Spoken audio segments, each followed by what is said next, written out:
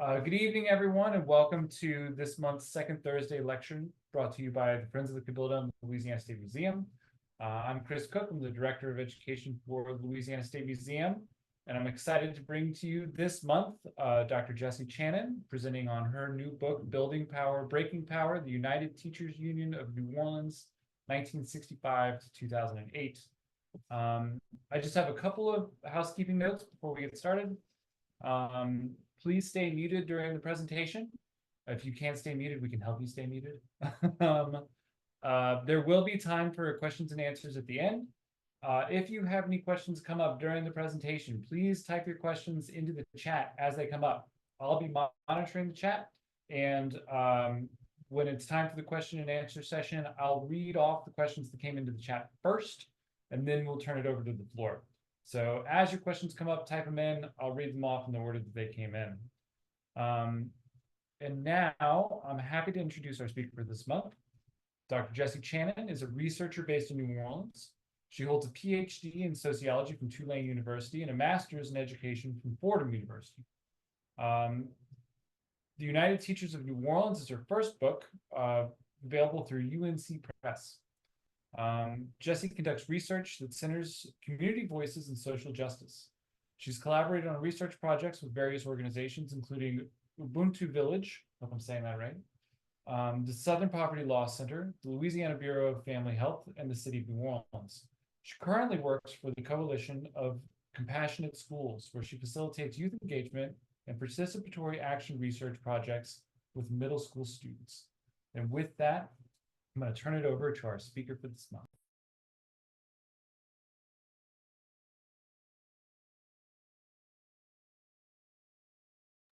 Hi, thank you all so much. I'm so excited to be presenting this evening. My book covers a really long period of time, so I'm gonna kind of share my overall thoughts, and then I'm gonna zoom into two snapshots that I think are interesting around the Union. And I'm super excited to hear your questions and have a discussion. I know a lot of folks here have experiences with UTNO or with the schools, so I'm excited to have a conversation about that. So I wanted to talk a little bit about what led me to this story. I taught in the New York City public schools for 5 years, and then I moved to New Orleans in 2012, and I took a bunch of jobs, kind of odd jobs, that were education adjacent. So I worked at Delgado Community College, I worked for Posse, I worked for College Track, and then I got a job at KidSmart where I was actually embedded in the charter schools, doing arts integration. And part of what struck me was how different the schools were than what I had experienced in New York. And specifically, I was kind of shocked by the way that students were treated and some of the zero discipline policies and stuff that was happening around that, but then also how teachers were treated. And I had really taken for granted the union. When I was a public school teacher in New York, you were automatically a member of the United Federation of Teachers. I had a lunch break and got paid to cover other people's classes and had a limited amount that I had to teach each day and all these things. But to me, it was my first job out of college, so it was just kind of normal.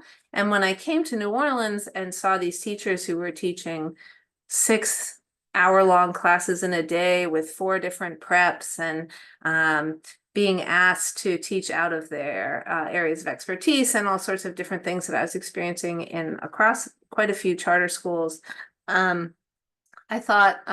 decided I wanted to do a little more research about charter schools and the impact that they were having on kids and teachers.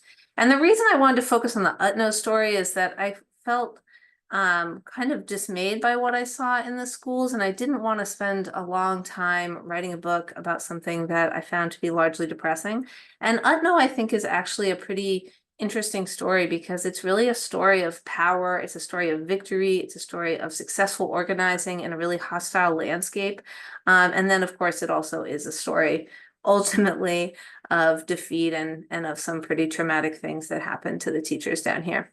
So anyway, I trace the union, and I was really enabled in that by so many people at UTNO, including the late Nat LaCour, who's there in the bottom left of that photo. He's holding the hand of Veronica Hill, who was a founding member of the union. And so this couldn't have happened without so many local educators who helped me along the way. So the research questions overall are, what factors enabled UTNO, which is also AFT Local 527? They changed their name to UTNO in 1972. So when I first take up the story in 1965, they were still AFT Local 527. So what factors enabled UTNO to achieve collective bargaining and build a strong union when so many other Southern teachers' unions failed? And UTNO really is a rare example of a very powerful Southern teachers' union. They were the largest local in the state before Hurricane Katrina. An exception is Florida, where public employees are guaranteed collective bargaining rights. But besides that, in other states in the South, UTNO is quite an anomaly. Secondly, why did policymakers target and attempt to destroy UTNO after Hurricane Katrina? Like, what was so threatening about the union that it needed to be eviscerated in order to create the all-charter district that we now have here in Orleans Parish? And then lastly, what is the role of democracy in struggles for justice? So how does, and I'm thinking here of kind of a civil rights definition of democracy that's more about participation. So having an organization that is like deeply participatory, that allows people to take ownership over what's happening. So I'm very briefly going to talk about my methods. I did 51 interviews with teachers and other stakeholders. The bargaining unit at UTNO, there's a lot of acronyms in unions and labor, so I'm going to try to cut down on that. But I'll say the bargaining unit included teachers, paraprofessionals, which are like school aides, and clerical workers. So I interviewed those groups of people. I also interviewed principals, superintendents, district employees, and I had a bit of a balance in terms of people who were very pro-union and then folks who were kind of fought against the union or were skeptical of what the union was trying to do. So I did those interviews. I also did a lot of archival research. I went through the Times-Picayune as well as the Louisiana Weekly, which is our local Black newspaper here, which is still around, but much smaller. The UTNO archives and the Orleans Parish School Board archives are both held at the Earl K. Long Library at the University of New Orleans. I went through those archives. UTNO made available to me a bunch of additional uncatalogued archives, which now are available if you go to UNO. I visited the American Federation of Teachers archives in Detroit, and then I went through a bunch of UTNO office documents. So everything you're going to see comes out of those methods. So I'm going to argue in typical fashion. I'm giving you my conclusion at the beginning so that you can keep it in your mind and think about you know, if these are the takeaways you would take from what I present, or yeah, if this, anyway, these are my takeaways. Teachers unions in the South have been largely overlooked, resulting in an incomplete picture of the role that Black teachers play in labor struggles. So typically, when we think about teachers unions, we think of the Northeast, we think of the UFT in New York, we think of Boston, we think of Chicago, we think of Los Angeles. But in fact, Black teachers are super concentrated in the South in this country. And so by focusing only on those regions that have high rates of collective bargaining agreements, we really aren't looking at the role that Black teachers are playing in education struggles. And I'm going to come back to that slide, but I just wanted to show this graph that showed, this is from 2011, 2012, which when I was writing the book was the most recent data set, though I'm sure there's a more recent one. But you can see that even this, you know, 10 years ago, Black teachers are concentrated in Southern states. My second takeaway is that UTNO brought tactics and strategies from the civil rights movement into their labor rights organizing. We sometimes think of the civil rights movement and the labor rights movement as being separate social movements, which is really quite historically inaccurate, because the civil rights movement obviously was deeply enmeshed in labor. The Memphis sanitation workers, for example, was a labor rights, civil rights struggle.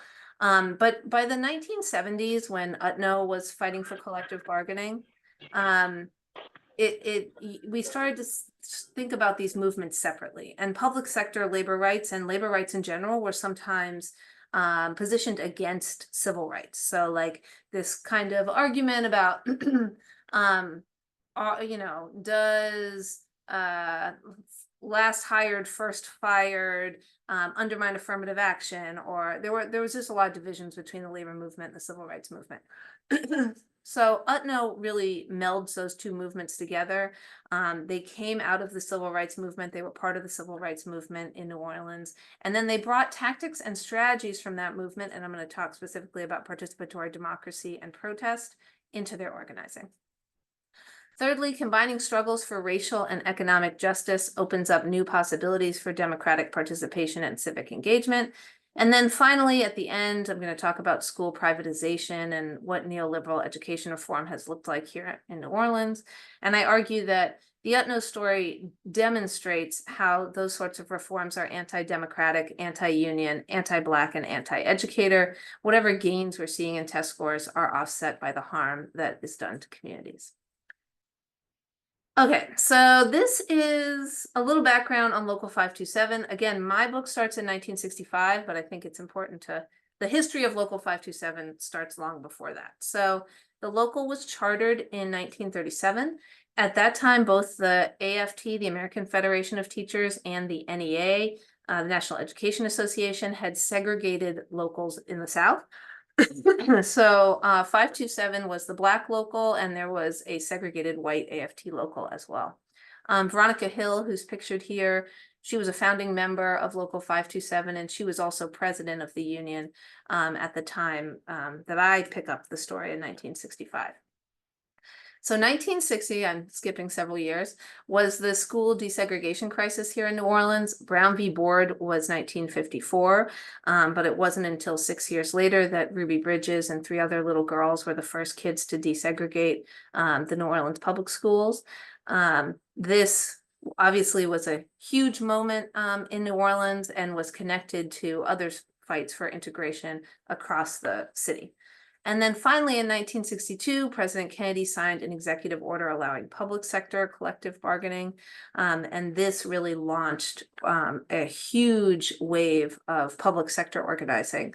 The teachers really, really benefited from this. Teachers still today have the highest union density of any industry. But UTNO was really riding on the momentum of those two movements. So desegregation and integration had created this movement, this excitement in the district. Things were changing, and it wasn't just the schools, right? It was like they were integrating City Hall, they were integrating the parks, they were integrating the libraries. So the union kind of fed off that. And then the union really fed nationally off this support of public sector collective bargaining and of teacher organizing generally. So I'm going to spend a little bit of time now talking about their original campaign for collective bargaining, and then I'm going to zoom all the way ahead to the early 2000s and the years before the storm. So they launched their collective bargaining campaign in 1965. And so again, part of what I want to argue here is that UTNO really combined struggles for racial and economic justice. So in 1966, they went on strike. It was the first teachers' strike in the South. They demanded collective bargaining, but they also demanded that the district hire a Black assistant superintendent and other Black supervisory staff, and that they hire Black maintenance workers, clerical workers, and bus drivers. So you can see this interclass solidarity that's happening there. And indeed, once they won collective bargaining, maintenance workers, clerical workers became part of UTNO. Maintenance workers and bus drivers organized with other unions and had Me Too contracts. So UTNO continued that solidarity work. But you also see the way in which they're really aligning themselves with the Black community and thinking about racial justice as inextricable from workers' rights. So they went on strike. Again, in 1966, most of the schools were still, most of them were still entirely segregated. Some had begun integration. Teachers were overwhelmingly still segregated. So the AFT Local 527 was officially integrated, but majority Black, and so the strike mostly affected Black schools. It lasted only 3 days, and 500 teachers participated, which was only 12% of teachers in the in the district, so they did not win collective bargaining, but they continued on. And there was two big protests that they participated in between. They had another strike in 1969, but they participated in two big protests in between 66 and 69.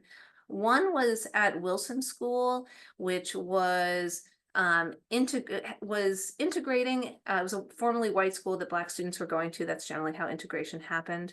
And it had become a little more than 50% Black, and Black parents were very upset because they said that their students were being disciplined more harshly and unfairly. They weren't getting lunch food. They just weren't being treated fairly by the school.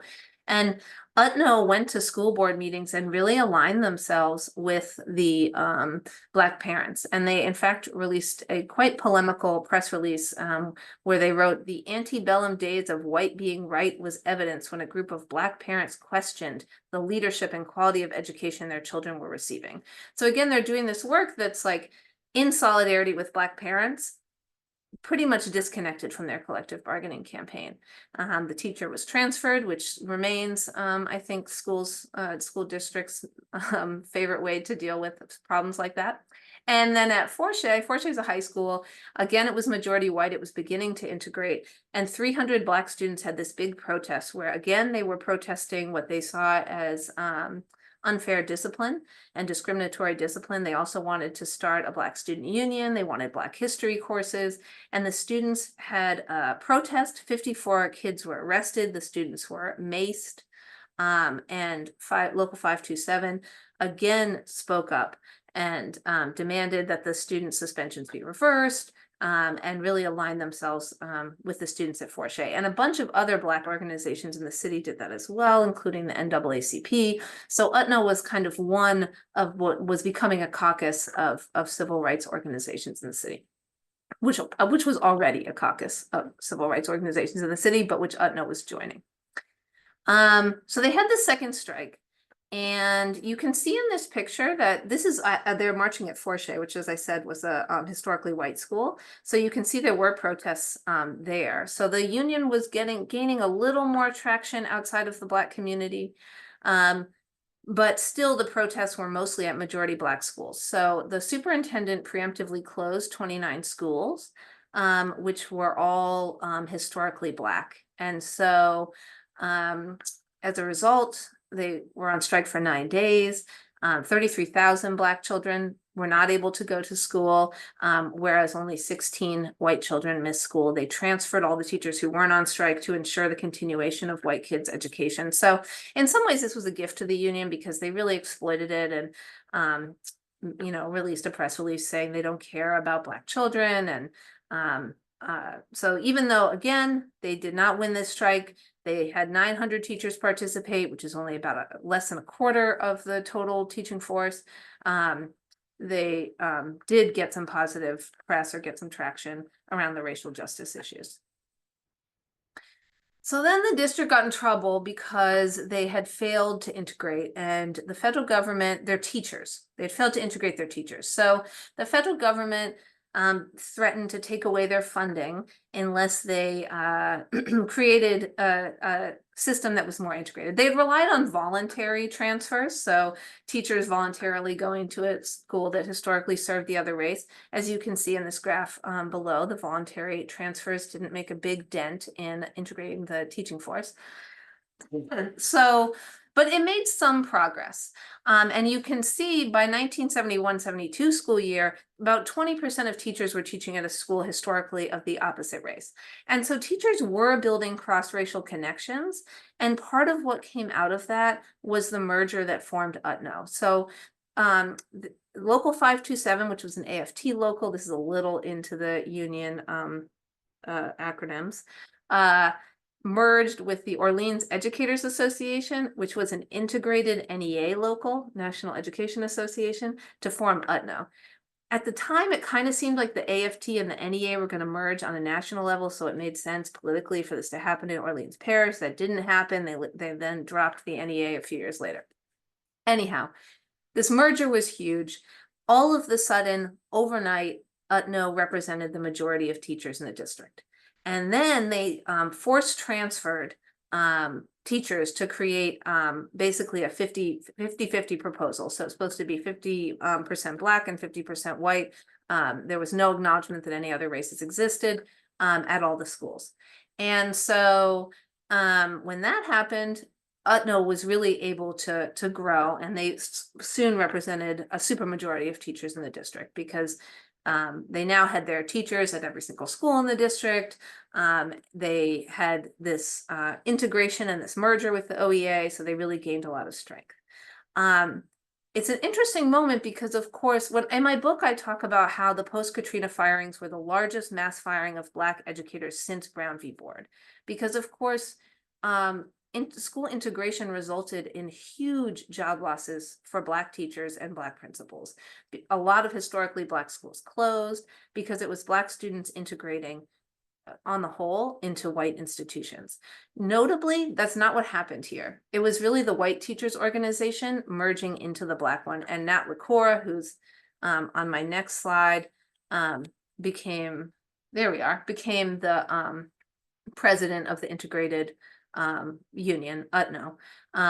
He had been the previous president of Local 527. And Nat LaCour was from New Orleans. He had a civil rights background. He had gone to Southern, which is an HBCU in Baton Rouge. He had been involved and supported sit-ins while at Southern. He strongly believed in integration, and he was really committed to participatory decision-making. And he's become this almost heroic figure in the union. I mean, he brought the union from nothing, right? 1971, they still don't have collective bargaining, to become the largest local in Louisiana. He became very high up at the AFT. But he also was really committed to making sure that educating members, involving them deeply in the day-to-day workings of the union, and making sure that they were really participating in the union as their own organization. So one quote I have from a teacher is, even at executive council meetings, Nat made a point of never speaking first. He would lay out the situation, allow everybody who wanted to have their input. He said, because you never know what ideas are going to come, even from the person you think is least likely to have a good idea. So they got a lot of democratic participation.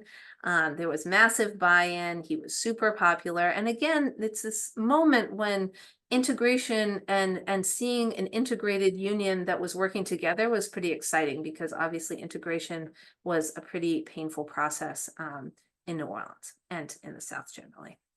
So to his left, sitting down in that picture, I guess his right, my left, is Gene Geisert, who they brought in the superintendent. They were like, we need someone who can oversee integration. He's kind of a liberal outsider. He'll be a good choice. But he was also a great choice for the union because he had a background in collective bargaining, because he was from the Northeast. So he was used to it. It wasn't a scary thing for him, unlike a lot of folks in the South at that time. So they, petitioned again for collective bargaining. They lost several school board elections for collective bargaining in the interim, which I skipped over. They campaigned again, petitioned the school board for collective bargaining, but this time they really were quite organized. Again, they had a supermajority of the teachers. They put billboards up around the city. They collected petitions at shopping malls, and they recruited through personal networks. And again, they were drawing on civil rights strategies here, right? And on networks that had come out of the civil rights movement. So for example, a teacher said, because so many of our teachers and members belong to sororities and fraternities and churches, we had to develop relationships with the churches. Sometimes they would allow us to go into the churches and talk. So if you were a member of Greater St. Stephen's Baptist Church, the Reverend would let you stand up and say, this is why UTNO's doing this. Or if you were in a sorority, you'd explain to your sorority girls, this is what we're going to do and why we're going to do it. So they had all this buy-in from their members, but they also got a lot of community support. The board ultimately voted 3-2. There were 5 board members at that time to approve a collective bargaining election for both teachers and paraprofessionals. They won easily, and they became the first teachers union in the state with collective bargaining rights in 1974. So I'm going to argue that this campaign was successful because they focused on ending racial and economic exploitation in tandem. And their success, again, led to other unionization efforts. They really galvanized the entire sector. Teachers won collective bargaining in 5 other parishes in Louisiana following their victory. You also, again, as I said, bus drivers organized with the Teamsters, cafeteria and maintenance workers organized with AFSCME. So you had this whole ecosystem of unionized employees surrounding the schools. This is the merger team. You can see there were really intentional efforts at integration. Nat LaCour is in the center in the back, and sitting right below him is Cheryl Epling. She had been the president of the OEA before the merger, and she became the vice president of UTNO. And so there was this real attempt to create integration even across the leadership of UTNO.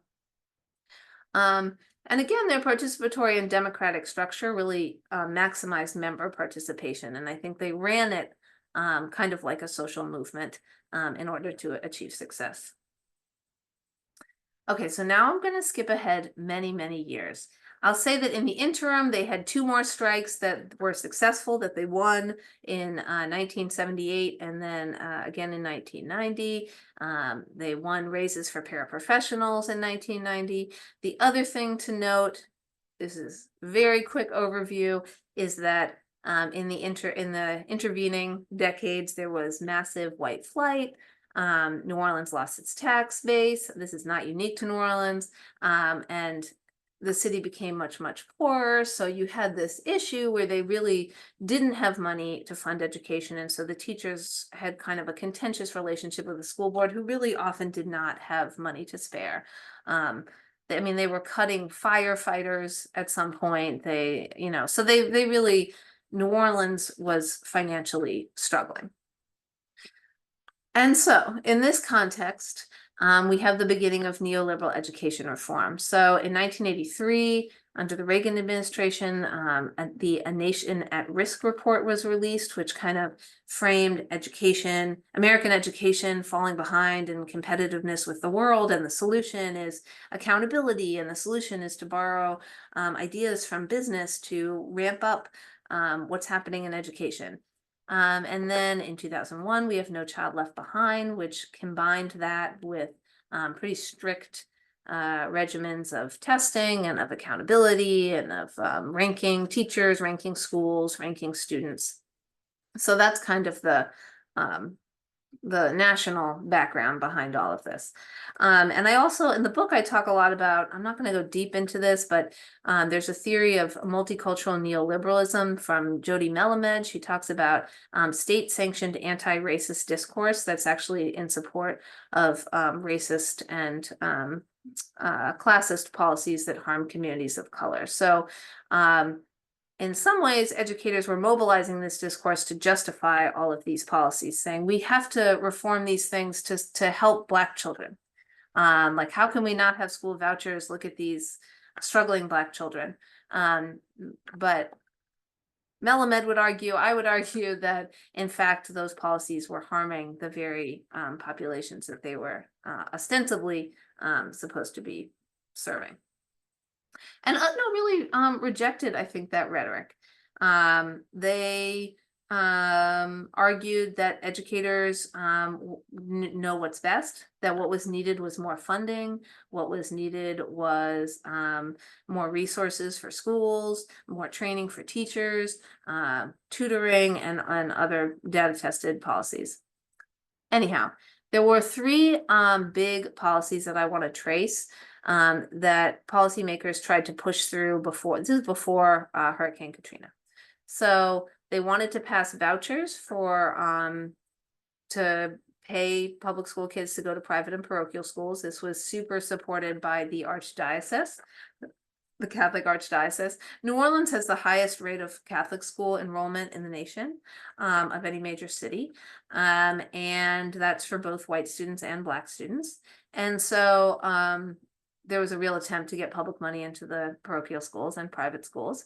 There was the attempt to introduce charter schools into the district, and then there was the attempt to take over the district by the state, which again is not unique to New Orleans. We've seen state takeovers all over the nation. Currently, Texas has taken over the Houston school district. And I think it's quite typical, especially when you have a conservative state government and a liberal city. Partly because it's the schools, there's a lot of money in the schools, and it's also a huge avenue for civic participation. And so it's very often a target. So also, Nat LaCour moved to the National. So again, he took a job. He was president until 1999. Then he took a job with the National AFT, and Brenda Mitchell, who's pictured here, became his successor. And she was a more contentious leader than LaCour. LaCour was like universally beloved. Everyone I spoke to, even people who hated the union, talked positively about Nat LaCour. Brenda Mitchell, I think, had to fight a lot more to get where she was. In the 1960s, when she first joined the district, she was told that she had to lose weight before they would hire her. She had to get a doctor's note that said she had lost weight. She then later got into a publicized fight with her principal because she wrote a grant and got it, and the principal tried to take credit, and she stood up. And so I have a great quote from the former president of Louisiana Federation of Teachers, Fred Skelton, about that incident. He said, "Brenda's standing up there and saying, that's wrong. She said, put it in the newspaper what happened to me. Her life could have been hell at that school. Brenda's got balls. I mean, she just said, no, what's right is right. And she took the heat." And so I love that quote because Fred Skelton obviously is a big supporter of Brenda Mitchell, but I think it also speaks to the extent in which she was operating in a super patriarchal world, right? Like the labor movement in Louisiana as nationally is overwhelmingly male. It was more so in the past, but continues to be. And I think she just constantly had to fight to be taken seriously. She had run the Teacher Center, which was the teacher mentoring organization that UTNO had founded. She's a master teacher. She had a PhD. So she really, in some ways, I think, more than Nat LaCour, was interested in teaching and interested in like what made education work. But she didn't have his political connections. He'd been up there for years as president. She was very criticized. So a lot was happening. And again, so she became president in 1999. And then Hurricane Katrina hit 6 years later. But UTNO put up a lot of resistance to these policies. So they totally prevented any private school vouchers from being passed, which were heavily lobbied for by the Catholic Archdiocese as well as the Louisiana Association of Business and Industry, LABI. And the way that they defeated that was they insisted that students who go to private school are administered the same tests as students who go to public school and have to publish the results. And the Archdiocese refused. They said that would, quote, change the nature of Catholic education. So they never could get a private school voucher bill through. They did in 2008, once they had eviscerated UTNO, except that they don't, of course, have to publish the results, so they don't take the state tests. But in studies of that program, have shown that the kids who go to the Catholic schools who are, you get the voucher if you go to a public school that's deemed failing. So the kids who move from these failing public schools to the Catholic schools are actually doing worse than their peers that stay at the failing charter schools. They also slowed the spread of charter schools. So charter schools first became legal in Louisiana in 1995. Charter schools, I should say, are they're publicly funded but privately governed schools. So they're receiving public money, but they have their own independent charter boards, and they're not in the same way accountable to the school boards. So due to UTNO's lobbying and the lobbying of the Louisiana Federation of Teachers, which is the state level organization, they passed a law that the district could only convert a school to a charter school if 75% of parents and teachers voted in favor. So that's a very high threshold to get. And I think it's worth noting that they were also prioritizing democracy in the way that they were doing it, right? They weren't just saying we want to ban charter schools. They were saying we want charter schools if the school communities want the charter schools. So in 1998, the first charter school opened, and there were 4 more over the next few years. And then the University of New Orleans tried to open 10 schools in 2001.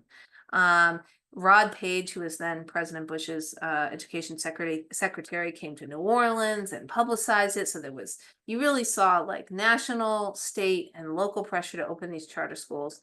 And UTNO opposed it. They fought against it. UNO scaled back their proposal to 5 schools.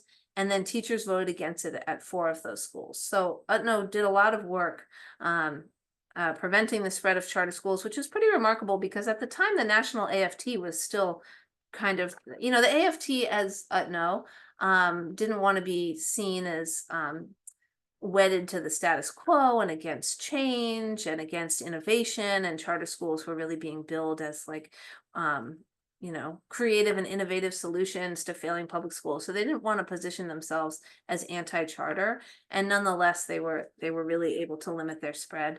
The charter school law is explicitly anti-union. It voids collective bargaining agreements when a charter school opens.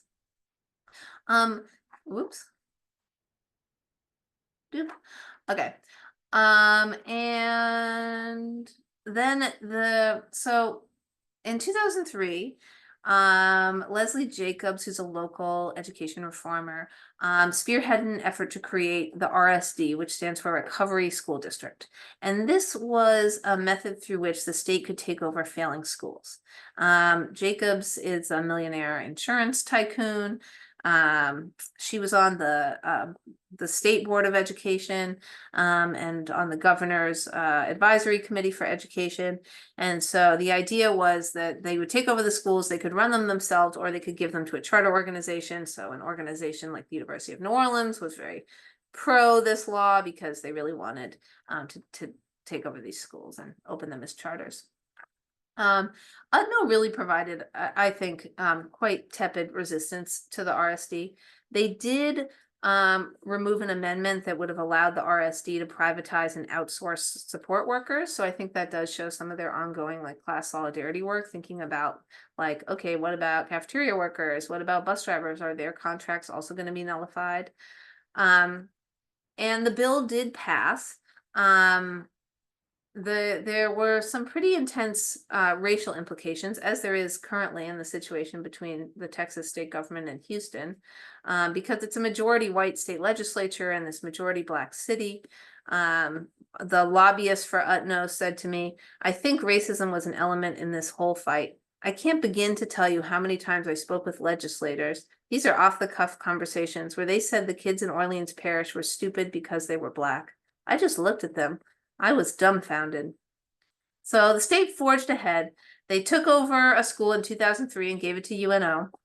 It was capped out. They reopened it in 2004. They fired all of the teachers except for one. They got an extra $1 million in funding from the federal government, an extra $250,000 from a local bank. And there was a quote from the dean of UNO who had taken over the school, who said, "Without some kind of startup money, I don't know how a nonprofit could do this." And I think it speaks to UTNO's argument, which was the issue with the schools isn't their governance structure. It's not that they're public. It's not that these teachers are not good. It's that they literally don't have the funds to effectively educate a population that is living in pretty extreme poverty. So again, overall, the RSD situation, I think, was a loss, but there were some wins within that.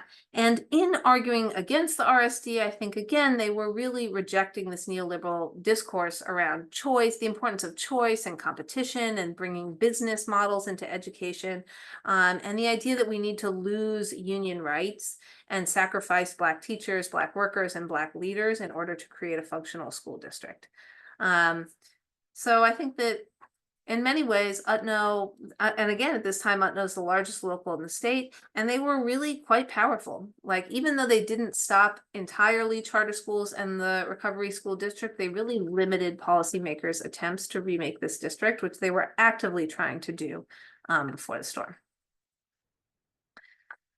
So in 2005, Hurricane Katrina hit. This timeline, well, I just want to note Jefferson and St. Tammany are parishes that border Orleans. They opened their schools October 3rd. St. Bernard Parish opened its first schools on November 14th. We didn't see the first Orleans Parish School Board school open until January 9th. And so this failure to open schools and the delaying there really prevented residents from coming back and rebuilding.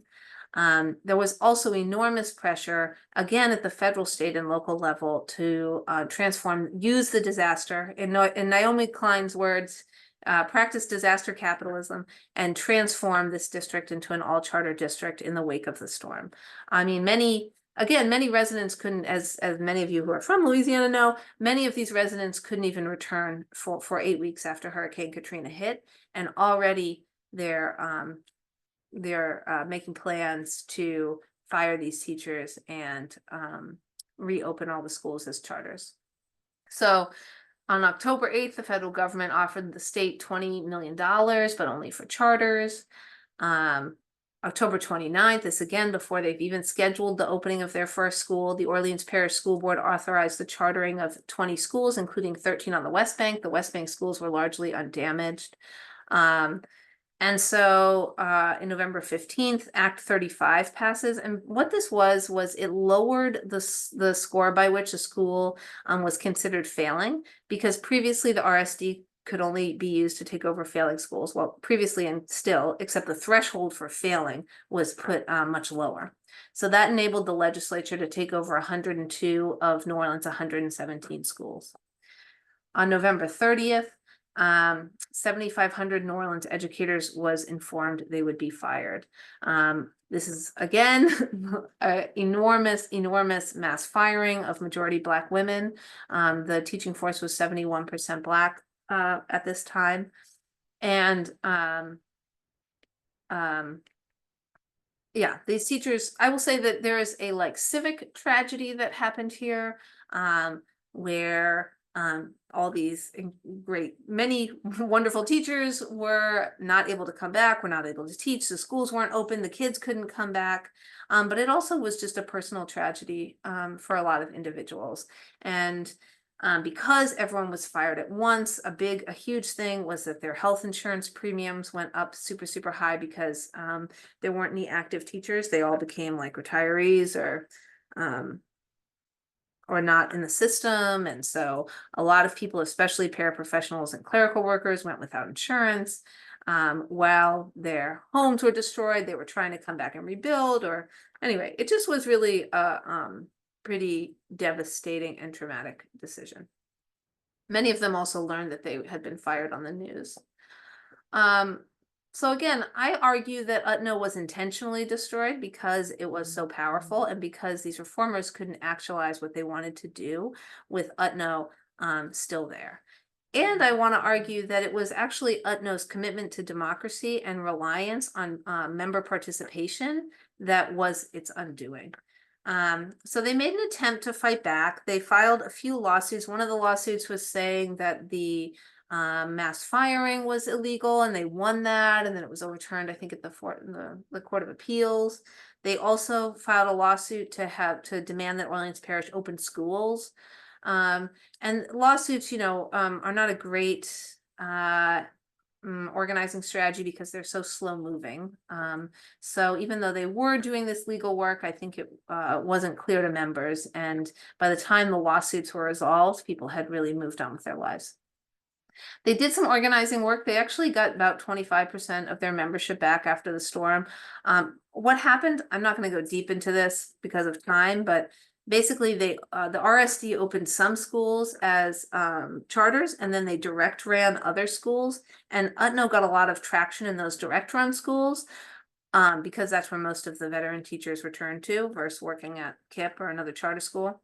But then what happened was that those schools were all slowly phased out to make the all charter district. So even though they won those staff members back, then they lost them again when the schools were faded out. And then they did some political work and tried to connect. I mean, the teachers were not the only group that was attempted to be destroyed after Hurricane Katrina. There were all these struggles, for example, over the closure of the public housing projects, and other things like that. But so they tried to connect to those other groups and to connect to anti-violence groups and do this political work that would bring people back into the fold. Ultimately, none of these were successful. UTNO today is a tiny fraction of its former membership. And I have this quote from a teacher, Gwendolyn Adams, who came back after Katrina. And she said, the union is made up of people. The union is not a building. The union's not a name. The union is people. And at that point, when they fired all the teachers, people were displaced all over the country. So there really wasn't a union because people were not back home yet. And they took advantage of that. And so I think it really, it was, UTNO and the AFT could not fight against what was happening after Hurricane Katrina. And I think they were also in shock. Like, I think they were in shock from the trauma of the storm, but then also as an organization, I think they were betrayed by some of their political allies. I think they really just were in shock at how quickly these reforms went through and how quickly the charter movement took hold in New Orleans. So there has been some attempts to create charter unions, some of which have been successful. It's extremely challenging organizing environment. Part of that is because even when they win, like they won at Morris Jeff Community School, the board voluntarily recognized them, but the bargaining units may be 70 people, right? Because that's how many people work at that school. So even when they win, it's like a relatively small number of people. They're negotiating individual contracts for each school. So they're spending a ton of their time and manpower, people power, I guess, negotiating these contracts that only affect a small number of individuals. And then I've highlighted here, well, they lost at the Willow School, but then at Cog Hill and the Living School, they won a contract and then the school was closed down because we still have what is quite an unstable district. So we still have schools closing every year. So even when UTNO wins a contract, does all this work, then they just lose the membership in a second when the school is closed down. So I think that they have really struggled post-storm to regain their foothold here in New Orleans and in the schools. This coming year, we have our first direct run school in about 5 years. So I think there's some hope that if there's more direct run schools and we move away from a charter model, the union will be able to gain a little more traction. But yeah, and I'll say some of these campaigns have been very inspiring. They just won at Lycée this year, and 9 teachers were fired in that campaign, and the other teachers continued on and won the union there. So there has been some pretty impressive fights, but I think that when you think about like how will UTNO get to a point that they have enough power to really be a player in this district, they're very, very far from that right now. So I want to leave you with these thoughts. One is what counts as education policy. Like, if charter schools do raise test scores, is that enough for us? Like, are we willing to sacrifice teachers? Yeah, and what really makes a good school, and what does it? What goes into that? And there's a quote from Jean Anion, who's an education scholar. She says, we've been counting on education to solve the problems of unemployment, joblessness, and poverty for many years. But education did not cause these problems, and education cannot solve them. An economic system that casts people aside, especially people of color, is culpable. And then secondly, what would it look like to invest in educators in the South? Knowing that the majority of Black educators work here in the South, knowing that we have a teacher shortage, and I think there's a teacher shortage in Orleans, there's a teacher shortage in Jefferson, but it's even worse in some of these rural places in the state. How can we invest in those educators, and how can we invest in those students in a real meaningful way? So thank you all so much. All right, and thank you very much. This is a very interesting topic. I know that we just kind of got a survey or a couple of highlights from the book, and I hope people are interested, can find the book. I have my own questions. Just to get started, before we get started, while we wait for questions coming from the audience, I have to say thank you again. This is very interesting. You know, you mentioned I think it's always worth kind of noting how slow integration was, because we learned about American history so episodically, and if you didn't live through the experience, uh, it's worth taking a step back to notice that Brown v. Board is what, 1954, and then we really start talking about schools becoming integrated in the South in the 70s. After some groundbreaking efforts in the early 60s, it's really the 70s that things start to change.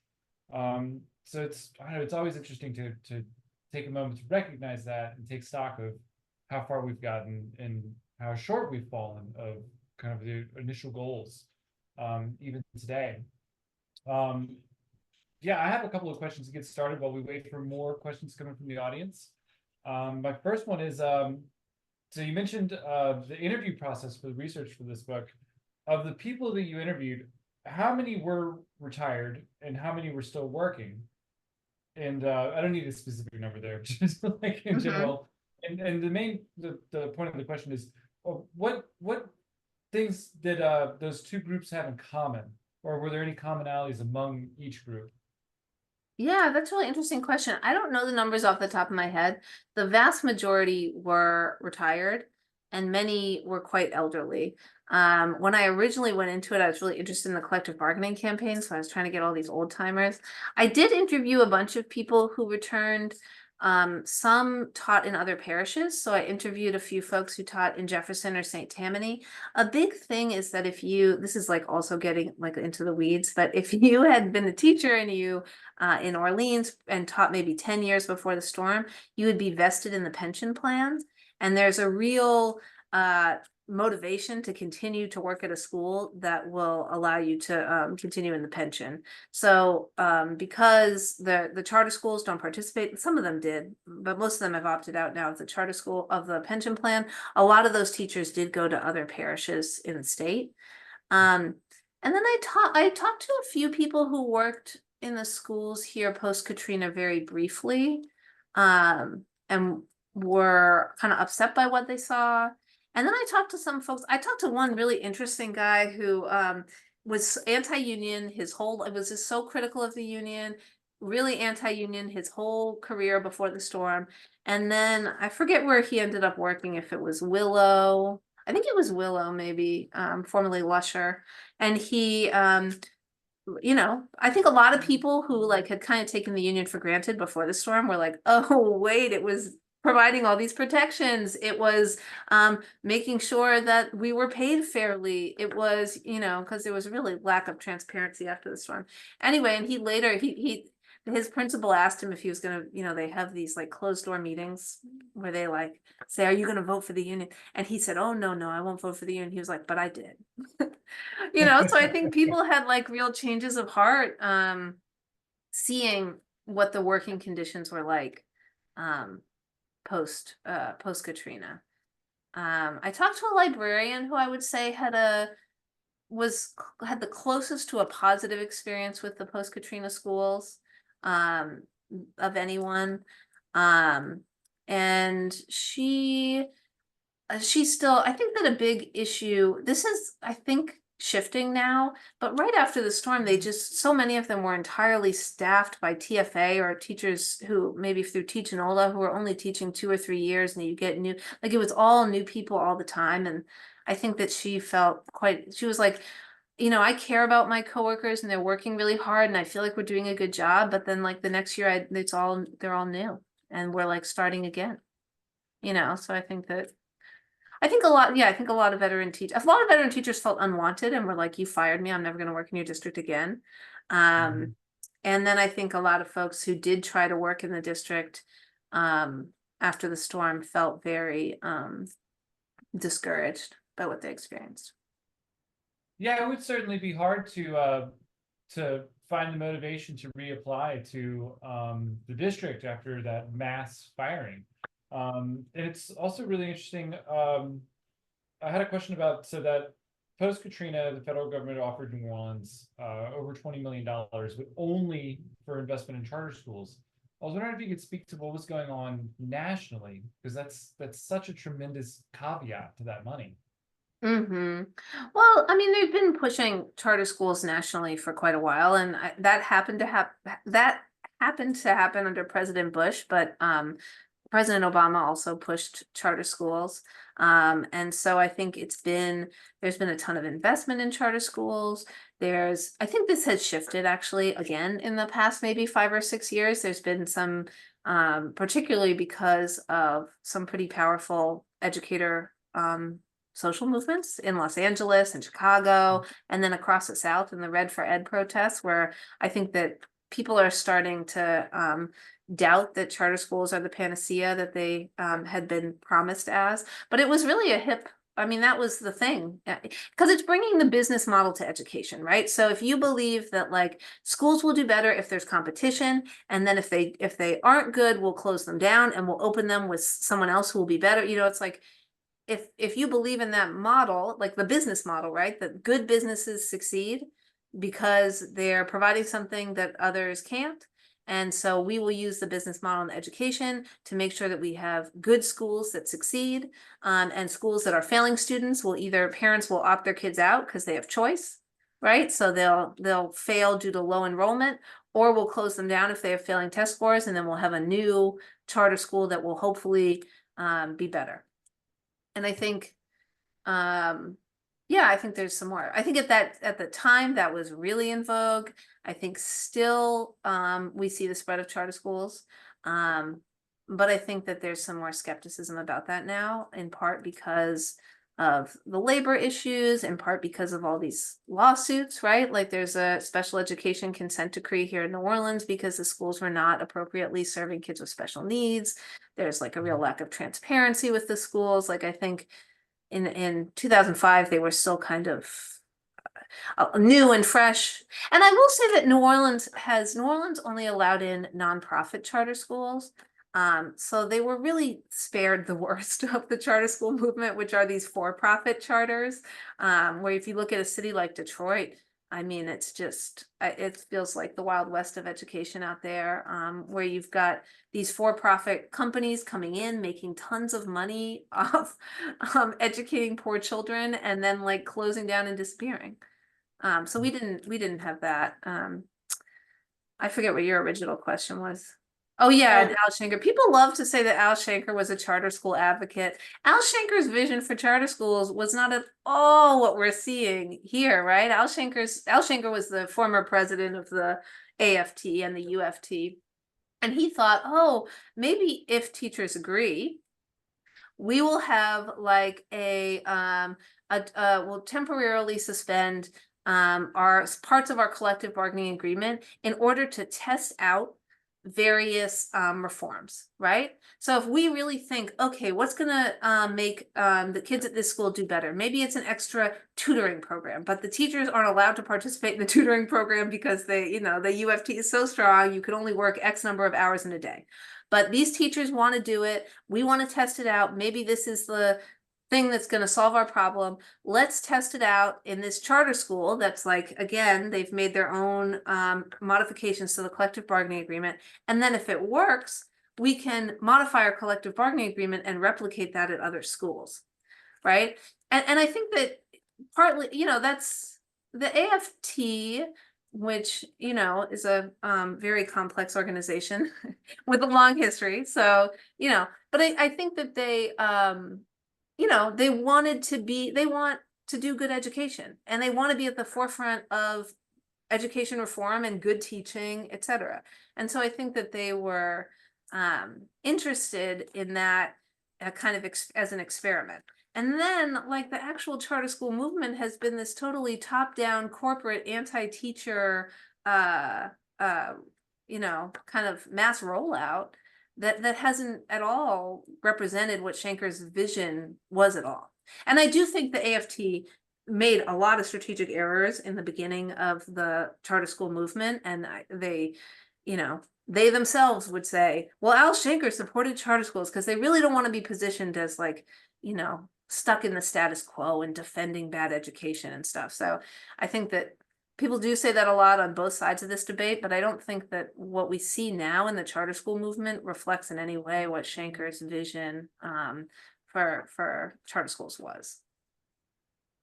Yeah, I certainly remember that idea post Katrina that the charter schools would provide a sort of a laboratory for educational ideas, and that when a good idea took root at one school, it'd be able to spread to the others. But then Hmm. in practice, we have all of these like independent nodes that are not just operating independently of each other, but they're actually in competition with each other.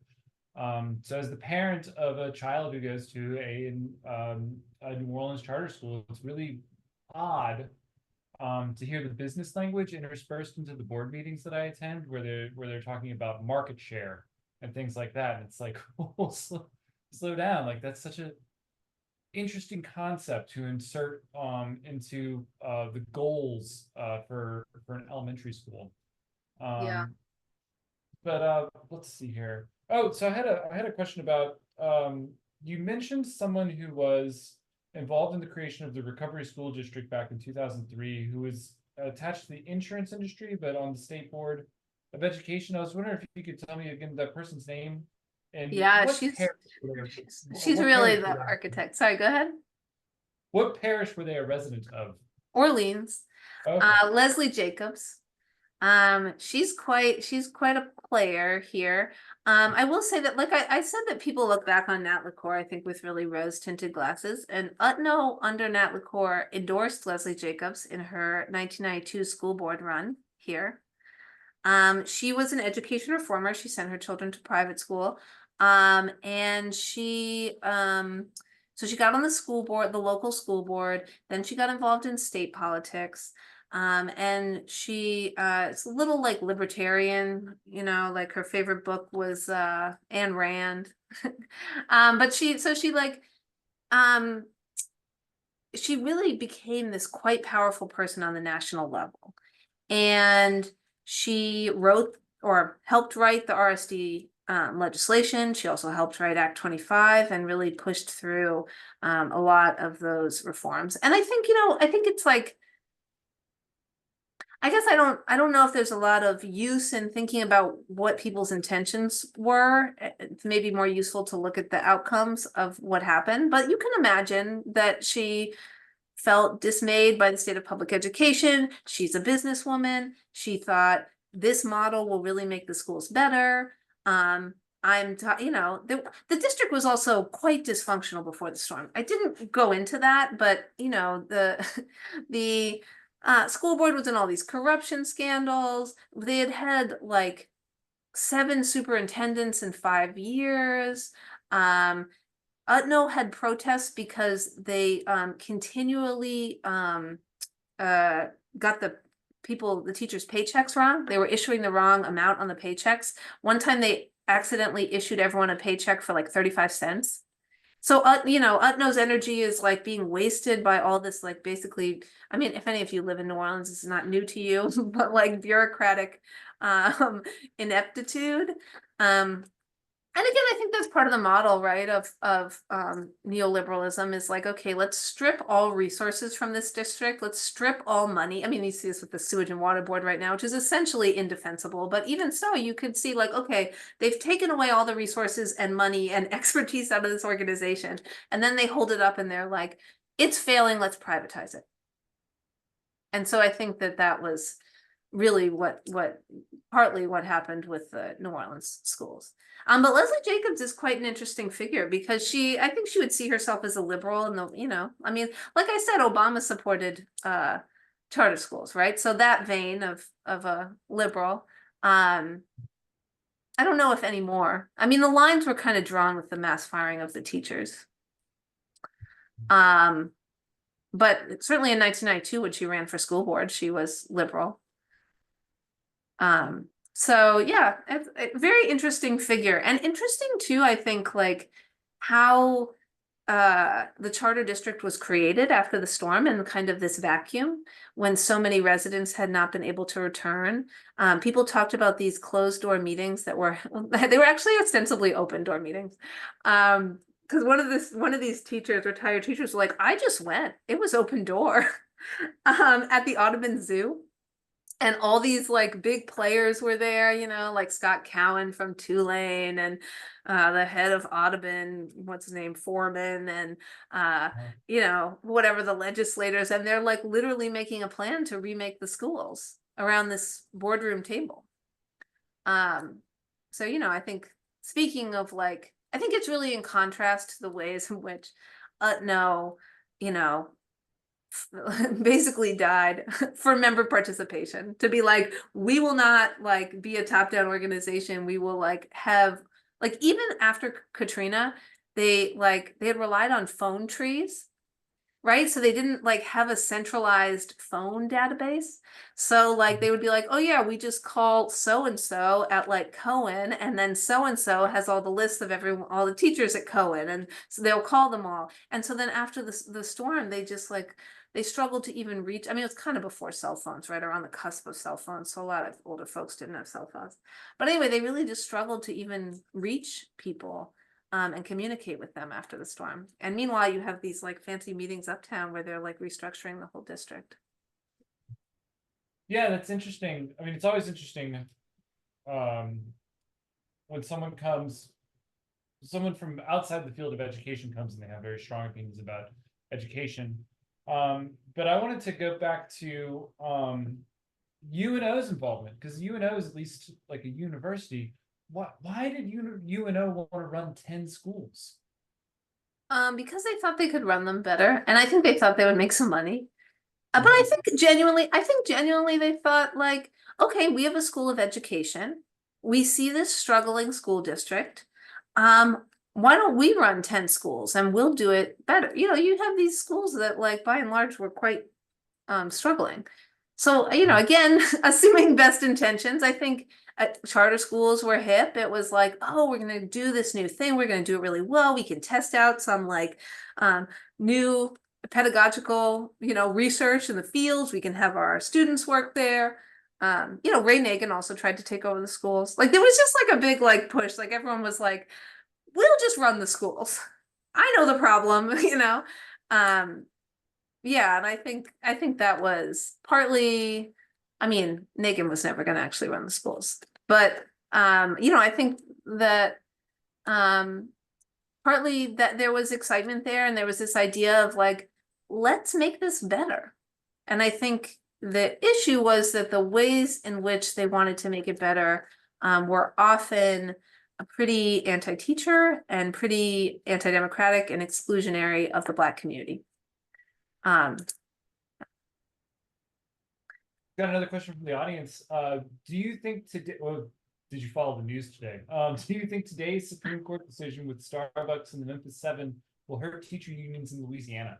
I haven't read it. Can you tell me what it is? Jen? Yeah, I did not read the news. Sorry, I was muted. Yeah, it was basically it's a decision that could make it harder for companies to reinstate workers who were fired while they were trying to organize a union. So my question was kind of like, do you think that will quell the development of new teacher unions in Louisiana and especially New Orleans? So basically, the Biden administration was on one side and Starbucks was on the other, and Starbucks does not have to rehire anyone else after if they were fired for starting the union. Interesting. Yeah. So this is anecdotal, but the teachers who I've heard of here who've been fired for union organizing have not been hired back at those schools. They've typically been hired at other schools. So yeah, I guess and even when they filed NLRB complaints, they weren't rehired by those schools. The schools did pay fines that the teachers received. So they received some financial compensation when the schools were judged in error. But yeah, they weren't rehired at those schools. So I don't know. I mean, I wonder about the lycée, you know, lycée. I have a problem with the French words. The lycée decision. I wonder how it will impact teacher organizing, right? Like, are people going to be galvanized by this example where these teachers I mean, there were some great quotes in the news because a lot of them are French nationals. And so they had these incredible quotes from these teachers where they were like, the working conditions here are like 19th century France. And I think, I wonder how much that'll be galvanizing for folks, or whether seeing that these 9 teachers were fired will really, strike fear in people. And this is the second time they've tried to organize at lycée as well. So, yeah, I think it's a really, really difficult organizing environment because, I mean, for obvious reasons. One of which is that the NLRB is pretty weak, and people are fired from organizing all the time. They have all these intimidating closed door meetings. People are threatened that they're gonna be fired or lose their job if they vote for the union. So I think. Yeah, I don't know. I don't know if I feel like that might be a little too in the weeds to actually impact what's happening here, but I do wonder how the firings at lycée will impact future teacher organizing. Yeah, no, that's interesting. I had one more question, kind of going back to, let me find it in my notes. Going back to when the teachers unions in New Orleans were combined and integrated in 1972. Mhm. I'm kind of thinking about what was going on in the metro area at the time. I was wondering if you could speak a little bit about white flight, and not only, you could take this 2 ways. You could talk about the impact of white flight on teachers in New Orleans, or did white flight, how did that impact teachers unions in Jefferson or St. Bernard Parish, for instance? Yeah, that's a great question. I will say that when they integrated, I forget if I said this in the presentation, but when they integrated the teaching force, they lost about 300 teachers, and almost all of those teachers were white. So I think that staff integration actually created, in some ways, a more progressive district, more open to collective bargaining, because you lost some of the folks who were like, I refuse to teach Black children, or I refuse to work with Black educators, right? So you lost some of those kind of more, I don't know, diehard segregationists from the district. I imagine some of those folks ended up in Jefferson or St. Bernard or St. Tammany. The Jefferson Parish story is so interesting because they got collective bargaining shortly after UTNO, and they had a big strike, I think in 1979. Yeah, it would have been the year after UTNO's strike. And it's a much more conservative district, a majority white district at the time. It's much more diverse now than it was in 1979. I interviewed the woman who was the president of the union during that strike, and she was like, yeah, the AFT came down, and like we were all sitting in lawn chairs, like drinking lemonade and holding these signs. They were like, oh no, you have to get up and march and yell things. And we were like, oh, we are not going to do that. But they had this incredibly long strike. It lasted like a month. It was way longer than the UTNO strikes. And they won.